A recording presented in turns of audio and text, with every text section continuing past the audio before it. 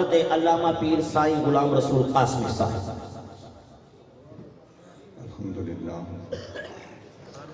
الحمدللہ نحمده ونستعینه ونستغفره ونؤمن به ونتوکل علیہ ونعوذ باللہ من شرور انفسنا ومن سیئات اعمالنا من یهده اللہ فلا مضل له ومن یضلله فلا ہادی له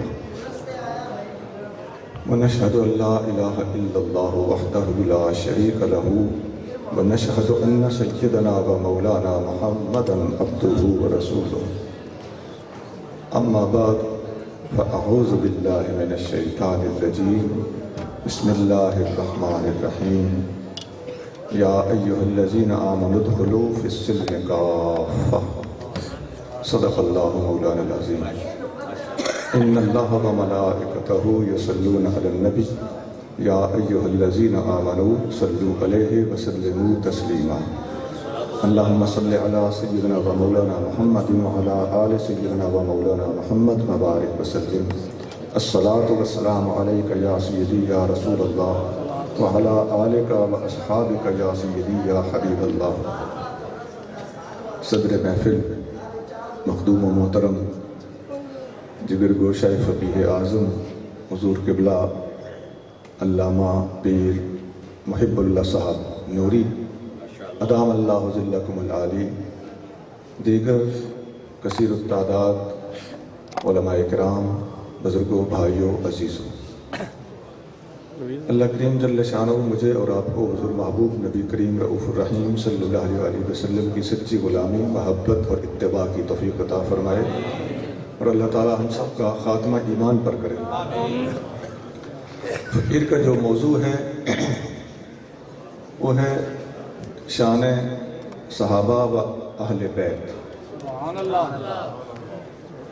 یہاں ایک اچھی ریت ہے، طریقہ کار ہے کہ پہلے سے ہر مقرر کو اس کا موضوع سمجھا دیا جاتا ہے، اور پھر مقرر کا اخلاقی اور دینی بھی فریضہ بنتا ہے کہ اپنے موضوع پر رہے اور اس کے اوپر اچھی محنت کر کے یہاں حاضری دے۔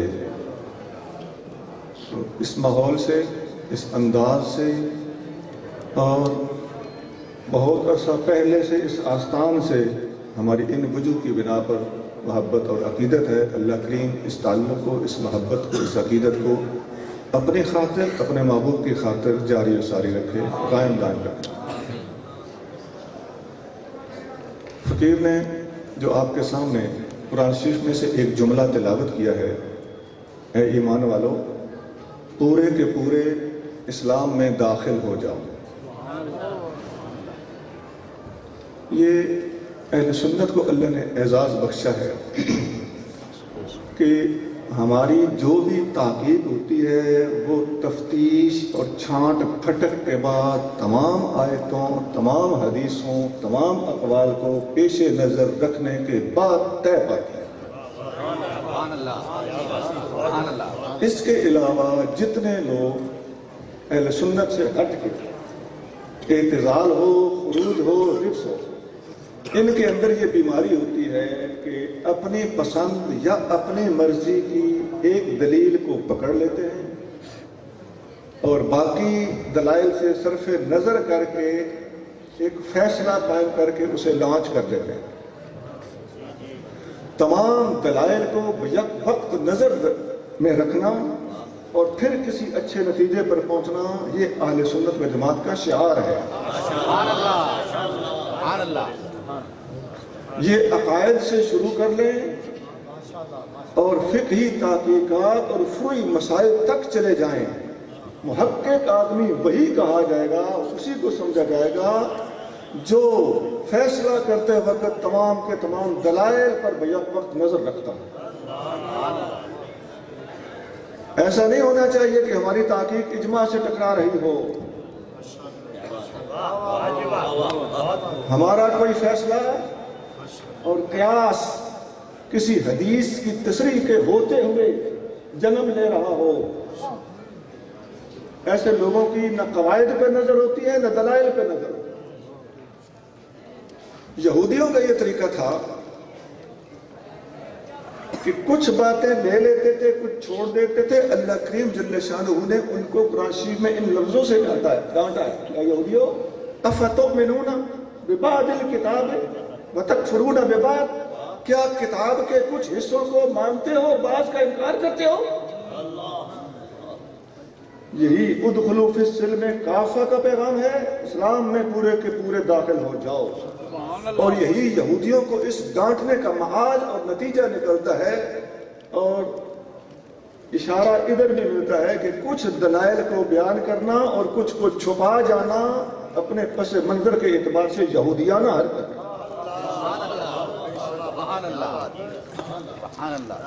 اب یہ تمہیدی اور ابتدائی گزارشات تھیں. اب میں اصل موضوع کی طرف براہ راست منتقل ہوتا ہوں.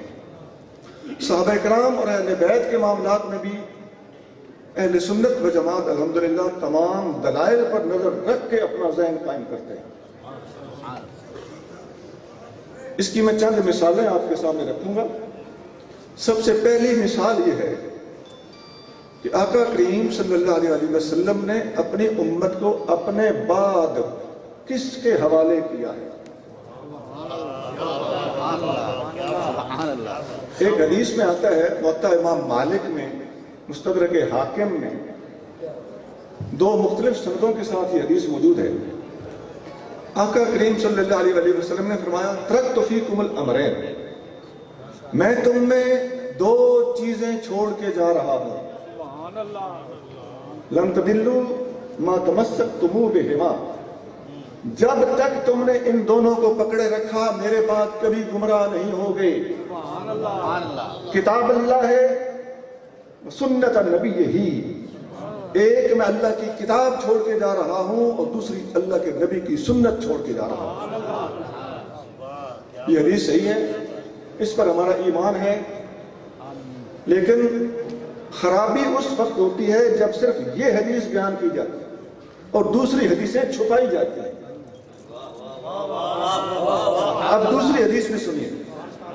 مسلم شریف میں حدیث ہے، حبیب کریم صلی اللہ علیہ وسلم نے فرمایا ترکت فیکم الثقلین.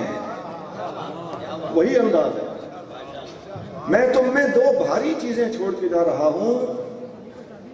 کتاب اللہ ہے وعطرتی اہل بیتی، ایک اللہ کی کتاب چھوڑ کے جا رہا ہوں، دوسرے اپنی عطرت یعنی اہل بیت چھوڑ کے جا رہا ہوں. اب ایک طبقہ آپ کو ایسا نظر آئے گا جو کتاب و سنت کتاب و سنت کتاب و سنت کی تبلیغ کرے گا، یہ لفظ بولے گا. دوسرا ٹولہ ایسا بھی آپ کو میسر آئے گا جو کتاب اور اہل بیت کتاب اور اہل بیت کرے گا. اہل سنت وہ ہے جو کتاب کو بھی مانے سنت کو بھی مانے، اہل بیت کے.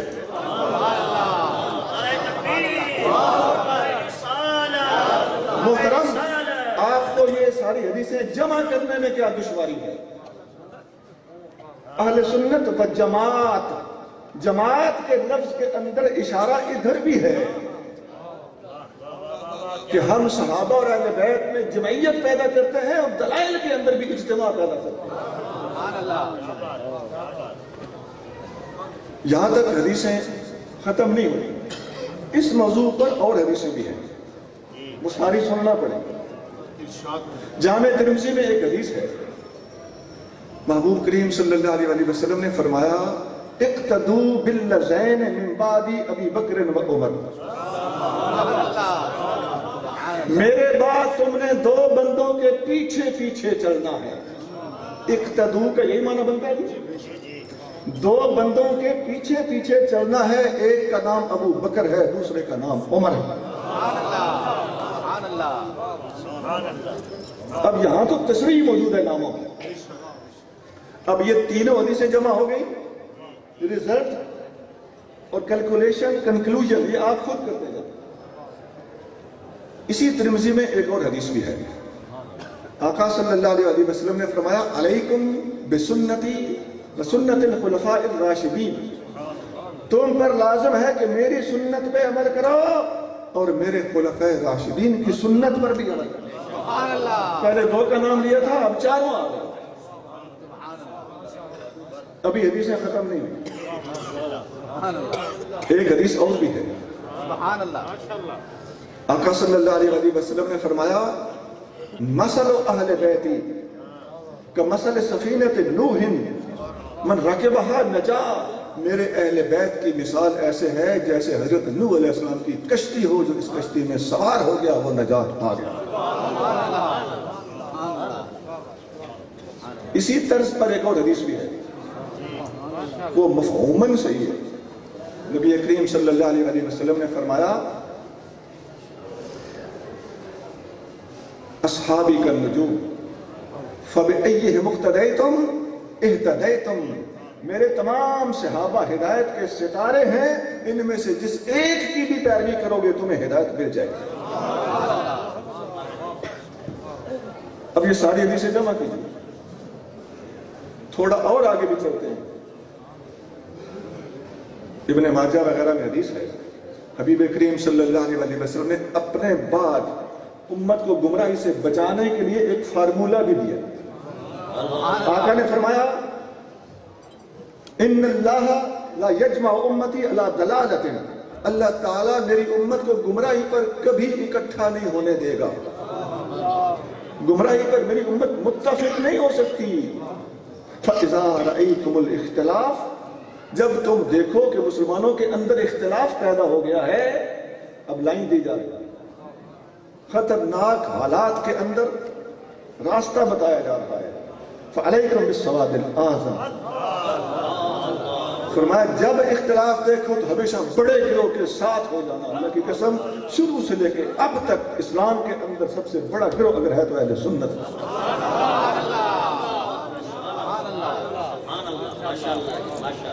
اب ان ساری حدیثوں کو جمع کیجئے اور رزلٹ نکالیے کہ ہم نے حضور صلی اللہ علیہ وسلم کے بعد کس کس کی پیروی کرنی ہے۔ نمبر 1 قرآن، نمبر 2 حدیث، نمبر 3 ابو بکر، نمبر 4 عمر اور تمام خلفائے راشدین، پھر تمام تر اہل بیت، پھر تمام تر صحابہ، اور اس کے بعد پھر قیامت تک آنے والا امت کا سواد اعظم۔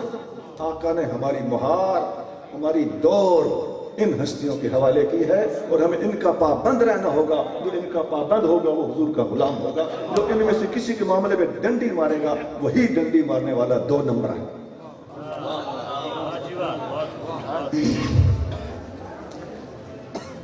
یہ میں نے ایک مثال پیش کی، اسی طرح ایک اور مثال بھی پیش خدمت، جس میں ہم نے تمام دلائل کو پیش نظر رکھنا ہے۔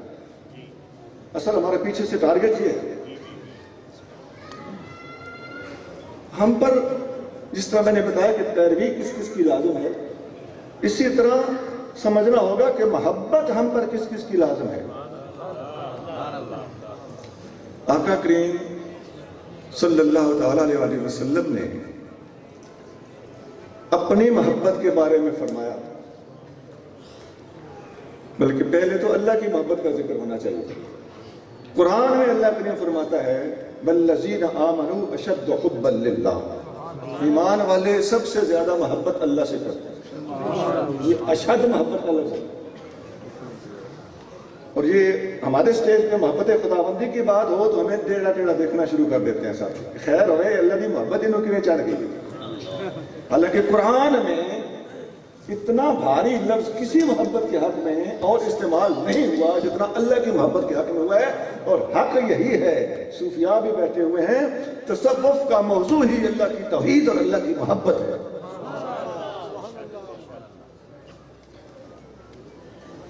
اس کے بعد آقا کریم صلی اللہ علیہ وسلم کی محبت ہے۔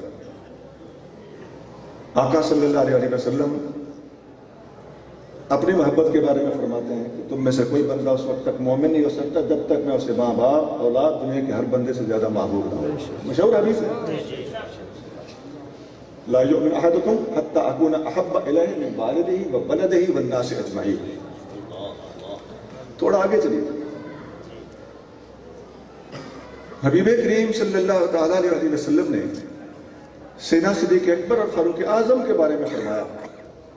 امام احمد بن حنبل جو امام بخاری کے استاد ہیں، ان کی کتاب ہے فضائل صحابہ، اس میں حدیث موجود ہے، اور ایک سے زیادہ مقامات پر یہ حدیث موجود ہے۔ محبوب کریم صلی اللہ علیہ وسلم نے فرمایا حب ابی بکر و عمر ایمان و بغضہما کفر. ابو بکر اور عمر کی محبت ایمان ہے اور ان کا بغض کفر ہے. میں نے کتاب کا نام بھی بتا دیا اور اصل الفاظ بھی سنا دیا. اس کے بعد سنیے جامع ترمذی میں حدیث ہے.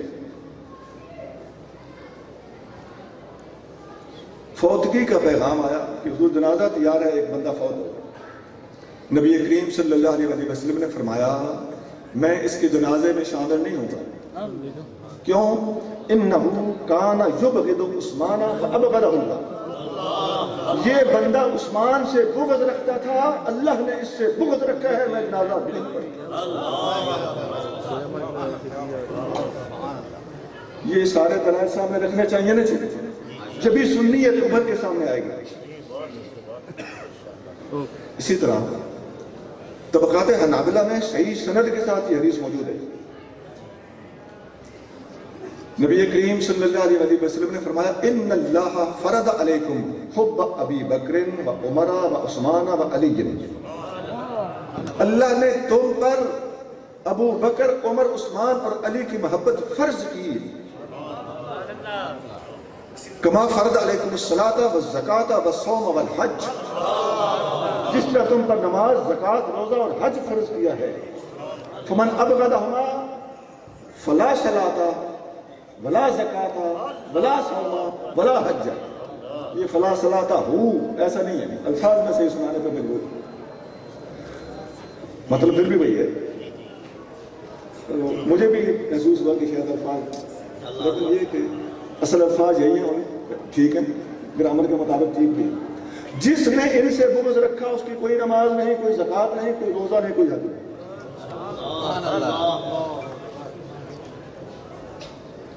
وَأَدْخَلَهُ اللَّهُ النَّارَ. ایسے شخص کو اللہ تعالیٰ جہنم میں پھینکے.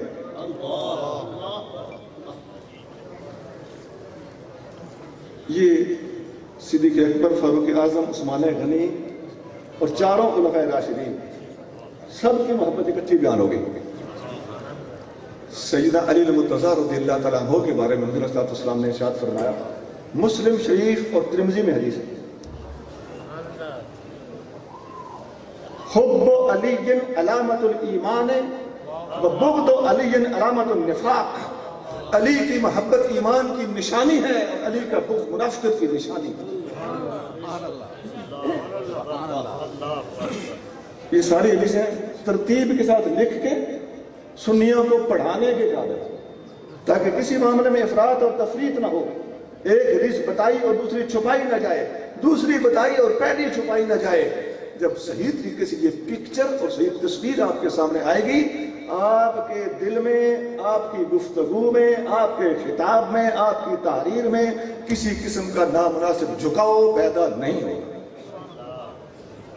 ایمان سے بتائیے، جن ہستیوں کی میں نے محبتیں بیان کی ہیں، صحابہ کی محبت بیان کی ہے تو کوئی آپ کو بخل نظر نہیں آیا ہوگا. مولا مرتضیٰ کی محبت بیان کی ہے تو آپ کو کوئی بخل نظر نہیں آیا ہوگا. اسی کا نام سنیت ہے کہ ان سب کی محبتوں کو بیک وقت ملحوظ رکھا جائے. ابھی حدیثیں ختم نہیں اور سنیے. یہ جتنی حدیثوں کی کتابیں میں نے سنائی ہیں، ان سے سینئر کتابیں بخاری اور مسلم ہیں. ان کتابوں میں یہ حدیث موجود ہے اور بے شمار کتابوں میں ہے. محبوب کریم صلی اللہ علیہ وسلم نے فرمایا حب الانصار علامت الایمان و بغضهم علامت النفاق. مدینہ والے صحابہ کی محبت ایمان کی نشانی ہے اور ان کا بغض منافقت کی نشانی ہے. میں انصار کا ترجمہ کر گیا عوام کی سہولت کے لیے. عوام کو انصار بولنے کی سمجھ ہی نہیں آتی. یہ پنجاب کے انصار مراد نہیں ہے. آقا نے فرمایا انصار کی محبت، مدینے والے صحابہ کو انصار کہا جاتا ہے. ان کی محبت ایمان کی نشانی ہے، ان کا بغض منافقت کی نشانی ہے. پتہ چل گیا کہ یہ محبت تمام صحابہ کی نام لے لے کے آقا بتا رہے ہیں. ان کی محبت ایمان کی نشانی ہے اور ان میں سے ہر ایک کا بغض منافقت کی نشانی ہے. یہ حدیث جو میں نے آپ کو آخر میں سنائی ہے، یہ مسلم شریف میں جس جگہ موجود ہے، بخاری میں یہ چیپٹر ہے، باب ہے، حب الانصار علامت الایمان۔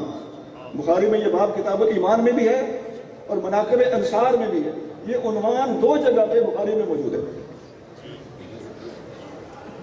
لیکن یہ حدیث جہاں مسلم شریف میں ہے، اس باب کا نام کیا ہے؟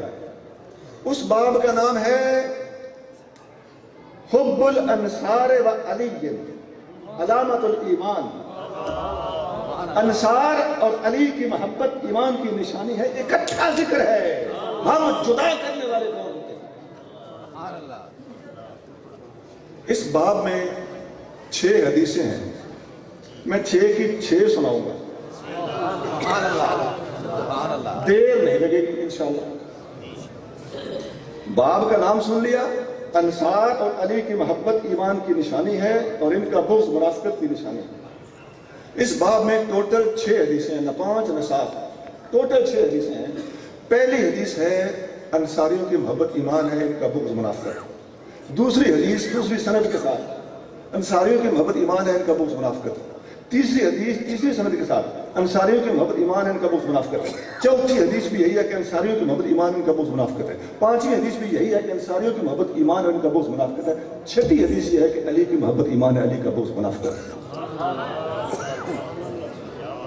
اب ہم جب بیان کریں تو ہمیں پوری کی پوری حدیثیں بیان کرنے چاہیے کہ نہیں؟ پہلی 5 بیان کریں اور چھٹی لکا جائیں،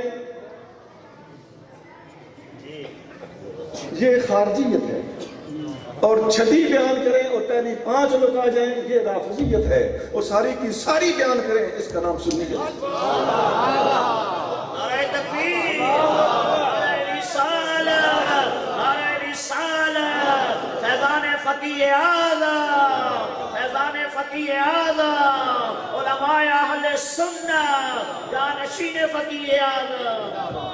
اور وہ جو اوپر والی 5 چھپا رہا ہے، وہ اوپر والی چھپا رہا ہے، ایک ظلم اور ایک نہیں 5 چھپا رہا ہے، 5 ظلم، سب کی سب بیان کرنی چاہیے۔ ایک حدیث صحابہ اکرام کے حق میں جامع ترمذی میں موجود ہے، سرکار صلی اللہ علیہ وآلہ وسلم نے ارشاد فرمایا، اللہ اللہ فی اصحابی، میرے صحابہ کے بارے میں اللہ سے ڈرتے رہنا، اللہ سے ڈرتے رہنا۔ اللہ کا جو نسب ہے نا، اس کا پیچھے حذف یہ بنتا ہے، اذکرکم اللہ فی اصحابی، میں تمہیں اپنے صحابہ کے بارے میں اللہ یاد دلاتا ہوں، اور 2 بار فرمایا اللہ یاد دلاتا ہوں، لا تتخذوہم غرضا من بعدی، میرے بعد ان کو تنقید کا نشانہ مت بنانا۔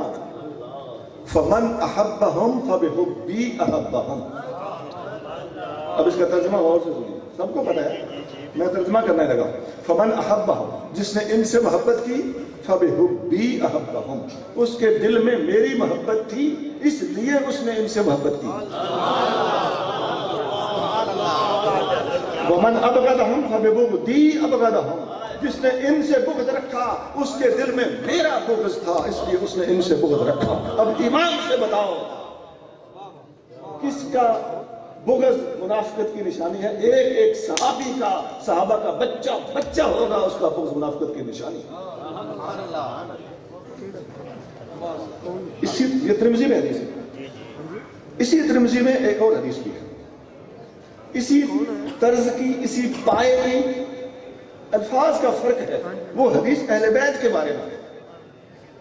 آقا صلی اللہ علیہ وسلم نے فرمایا، احب اللہ لما یغزوکم، اللہ سے محبت کرو، وہ تمہیں رزق دیتا ہے۔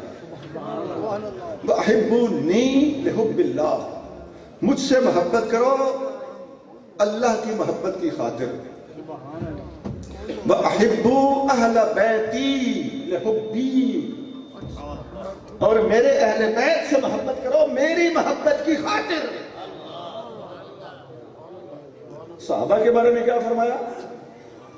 ان کا بغض دراصل میرا بغض، اور ان کی حب دراصل میری حب ہے۔ اور اہل بیت کے بارے میں بھی مفہوماً یہی بات بنتی ہے کہ اہل بیت کی محبت بھی اگر ہے تو نبی کریم صلی اللہ علیہ وسلم کی ذات کی وجہ سے، آقا نے خود کو بیچ میں رکھا ہے۔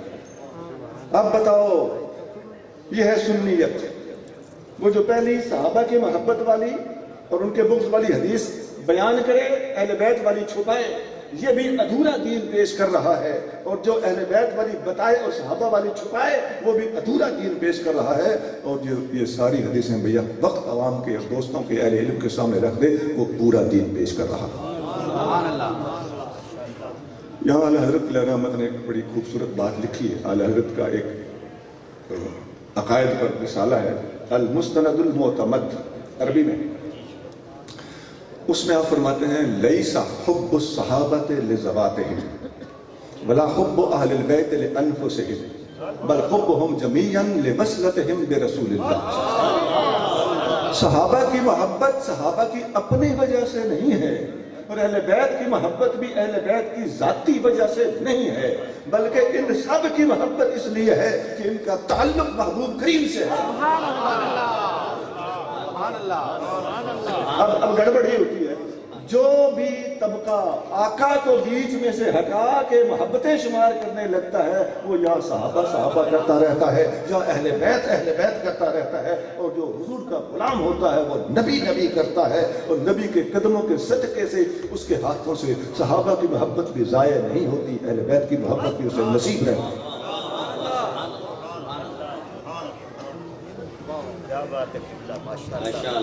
آپ دیکھتے ہیں اہل بیت کے دن بھی بڑے زوروں پہ ہوتے ہیں مخصوص لوگوں کے لیے، صحابہ کے دن بھی بڑے زوروں پہ ہوتے ہیں مخصوص لوگوں کے لیے، اور حضور کا دن کس کا نصیب ہوا ہے؟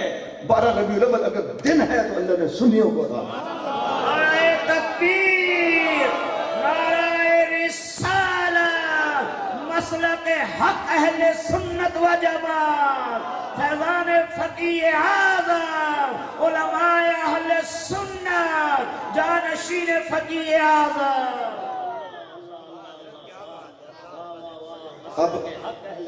اب رہ کیا جائے گا؟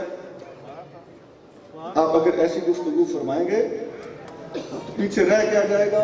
آپ کے بارے میں بدگمانیاں، نیت میں شک، یا یہ کہ یار اینج دی گل اگے تے کری نہیں سنی، یہ ہمارا قصور نہیں ہے۔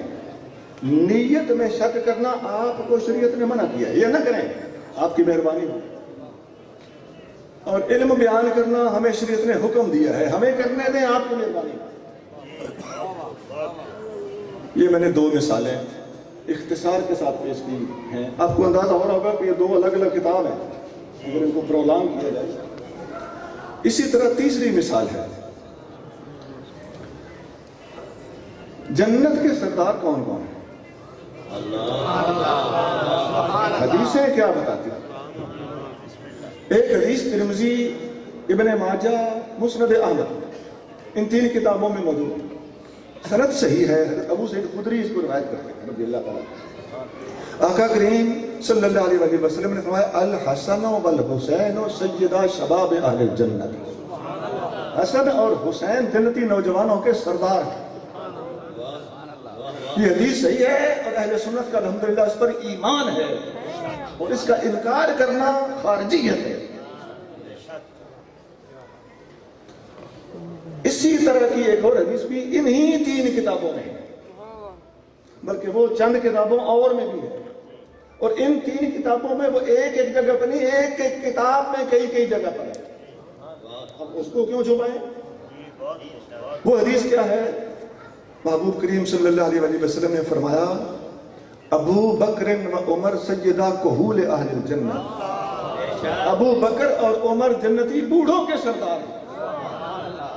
وہی کتابیں کچھ زائد کتابیں اور روایت کرنے والے کثیر تعداد صحابہ اکرام، حضرت ابو سعید خدری خود جو حسنین کریمین والی حدیث روایت کرتے ہیں وہ اس کو بھی روایت کرتے ہیں، حضرت ابو جحیفہ روایت کرتے ہیں، حضرت انس بن مالک روایت کرتے ہیں، مولا مرتضیٰ بھی روایت کرتے ہیں، حضرت جابر بن عبداللہ روایت کرتے ہیں۔ یہ 5 صحابی اس حدیث کو روایت کر رہے ہیں، اور متعدد کتابوں میں اور ایک ایک کتاب میں کئی جگہ پر موجود ہیں۔ دونوں حدیثیں سامنے آ گئی، بات سمجھ آ گئی۔ وہ جو میں نے بتایا کہ پہلی حدیث کو لکانے والا کون ہے؟ اس دوسری حدیث کو لکانے والا چھپانے والا کون ہے؟ جو پہلے کو چھپائے خارجی تو دوسری کو چھپائے رافضی، اور جو دونوں کو بیان کرے وہ صحیح طریقے کا اہل سنت۔ بے غلط فہمی دور کر دینا مناسب ہے۔ بعض لوگ سوچ رہے ہوں گے کہ جنت میں تو سارے جوان ہوں گے، تو یہ بوڑھوں کے سردار کیسے آ گئے؟ اس کا جواب علماء نے دیا۔ اسی لیے محترم علماء کو ان باتوں کا پتہ ہے، میں معذرت کے ساتھ خطاب میں پھر کامن فیکٹر آ جاتا ہے تو تھوڑا محسوس ہوتا ہے کہ شاید علماء کی بے ادبی نہ خدا نہ خاص، میں تمام میرے مخاطب ہیں۔ اسی لیے کہتے ہیں کہ حدیث پڑھنی ہو تو علماء سے پڑھو۔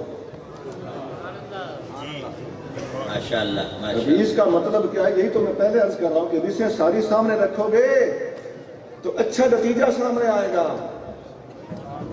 ان دونوں حدیثوں کا مطلب یہ ہے، ماشاءاللہ دونوں حدیثوں کا سامنے رکھنے سے جو ریزلٹلی مطلب آتا ہے وہ یہ ہے کہ فوت ہونے کے ٹائم کی بات ہو رہی ہے، جنت کے اندر جا کے بات نہیں ہو رہی۔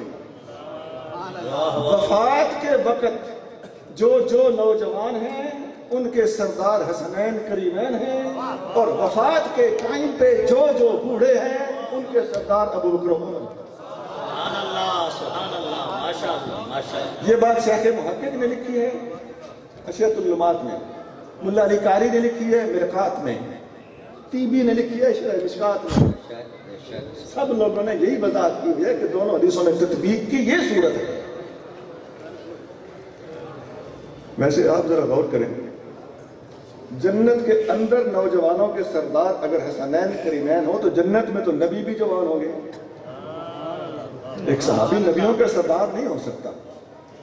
جنت میں تو آقا کریم صلی اللہ علیہ وسلم خود بھی سردار ہوں گے، حسنین کریمین ان کے سردار ہو سکتے ہیں؟ جنت میں تو مولا مرتضیٰ بھی جوان ہوں گے، حسنین کریمین اپنے والد گرامی کے سردار ہو سکتے ہیں۔ واضح ہو گیا کہ حدیث کا مطلب کسی استاد کے پاس جا کے سمجھنا چاہیے۔ استادوں نے ہمیں یہ بتایا ہے، شیخ محقق جیسے استادوں نے ہمیں یہ سبق بتایا ہے کہ بھائی بوڑھوں والی حدیث کا تعلق بھی وفات کے وقت سے ہے، جوانوں والی حدیث کا تعلق بھی وفات کے ٹائم سے ہے، جنت کے اندر سے نہیں۔ یہ حدیث جس طرح مسند احمد میں سیدنا علی المرتضیٰ رضی اللہ تعالیٰ عنہ روایت کرتے ہیں، مولا مرتضیٰ فرماتے ہیں میں حضور کے پاس بیٹھا ہوا تھا، دور سے ابو بکر و عمر آ رہے تھے، حضور صلی اللہ علیہ وسلم نے مجھے فرمایا اے علی، یہ جو دونوں آ رہے ہیں ہما سجدہ قبول اہل الجنت ولا تخبرہما ما داما حیین، یہ دونوں جنتی نوجوانوں کے سردار ہیں، جب تک یہ زندہ ہیں ان کو مت بتانا۔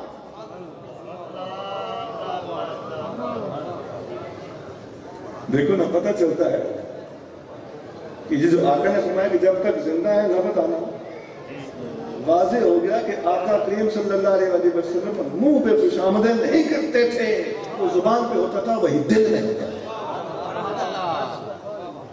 ایک اور اگر آپ نے غور کیا ہو تو اشارہ ملتا ہے کہ آپ نے جو فرمایا نا کہ اے علی ان کو بتانا نہیں جب تک یہ زندہ ہیں، خوبصورت اشارہ اس میں ہے حضور کو پتا تھا کہ یہ زندہ علی زندہ ہوگا، ابو بکر و عمر اس سے پہلے فوت ہو گئے۔ آقا کے اس علم غیب پر بھی یہ حدیث دلالت کرتی ہے۔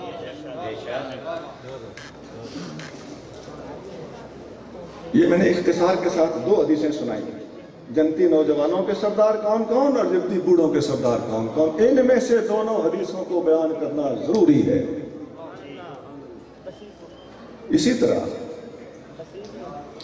ایک اور حدیث طبرانی میں موجود ہے، نبی کریم صلی اللہ علیہ وسلم کے سگے چچا زاد بھائی ابو سفیان بن حارث بن عبد المطلب رضی اللہ عنہ جب یہ شہید ہوئے تو نبی کریم صلی اللہ علیہ وسلم نے ان کے بارے میں ارشاد فرمایا کہ ابو سفیان وہ سید و فتیان اہل جنت، کو وہ شباب نہیں فتیان کا لفظ ہے، میرے چچا کا بیٹا ابو سفیان جنتی نوجوانوں کا سردار ہے۔ اسی طرح ایک اور حدیث آتی ہے، نبی کریم صلی اللہ علیہ وسلم نے فرمایا فاطمہ تو سیدۃ النساء اہل الجنہ، میری شہزادی فاطمہ تمام جنتی عورتوں کی سردار ہے۔ یہ حدیث بخاری شریف میں موجود ہے۔ मुस्तदरक हाकिम में एक और हदीस है, अमीर हमजा रज़ी अल्लाह तआला अन्हु के बारे में महबूब करीम सल्लल्लाहु अलैहि वसल्लम ने फरमाया, हमजा तो सैयदुश शुहदाए यौमल क़ियामत, हमजा क़यामत के दिन तमाम शहीदों का सरदार होगा। अब ये कौन कौन किस किस तबके का सरदार है, आका की मैंने मुख्तलिफ हदीसें आपके सामने रख दी हैं, जिनसे आप अच्छी तरह मालूम कर सकते हैं कि अहले सुन्नत अल्हम्दुलिल्लाह तमाम हदीसों को बिलवक्त सामने रख के फिर फैसला।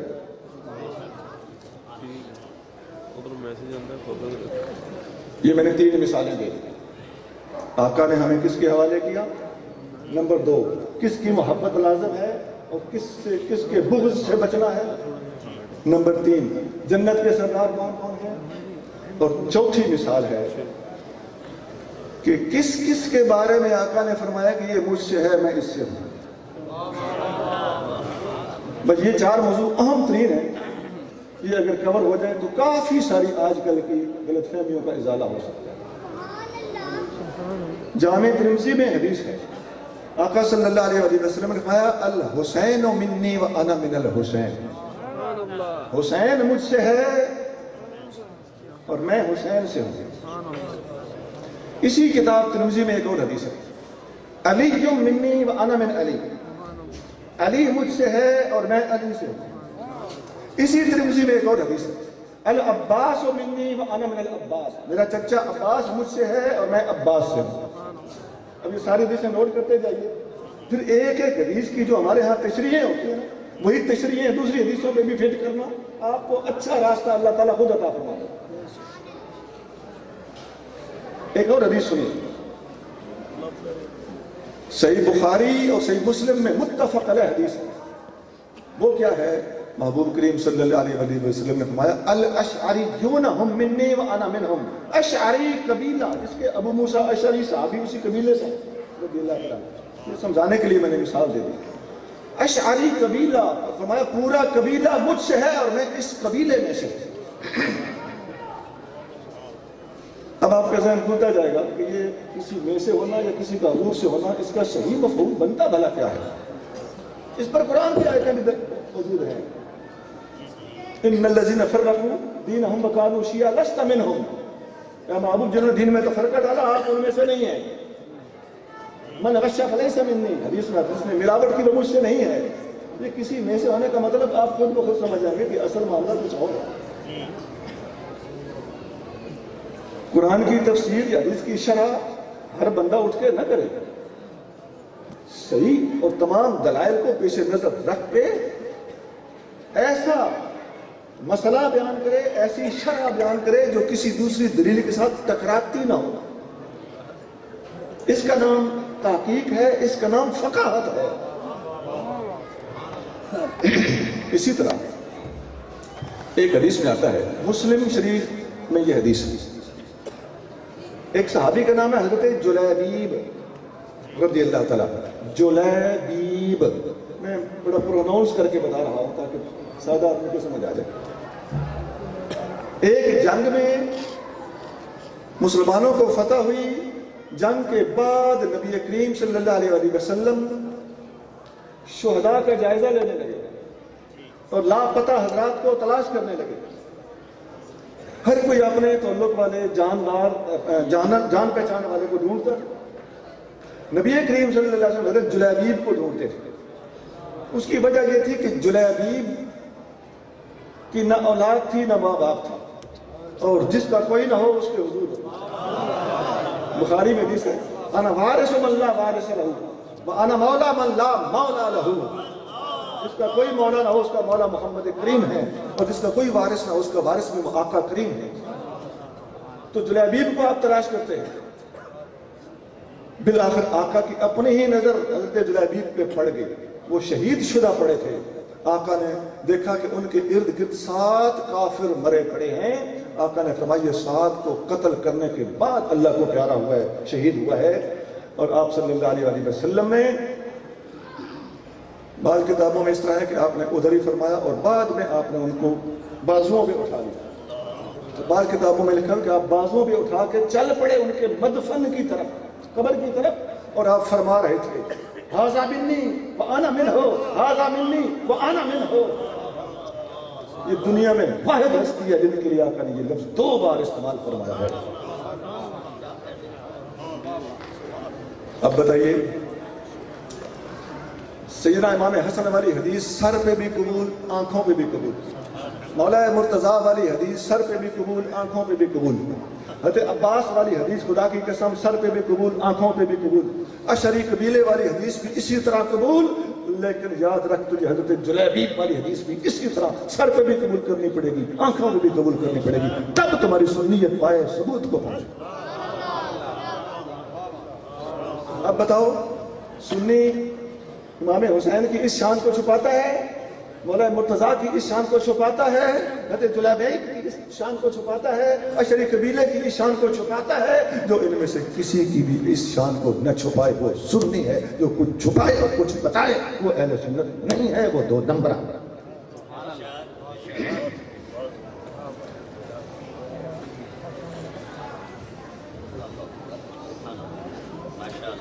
जितनी मैंने गुजारिशात पेश की हैं, ये एक मैंने 4 मौज़ूआत के एतबार से एक सेट तैयार किया।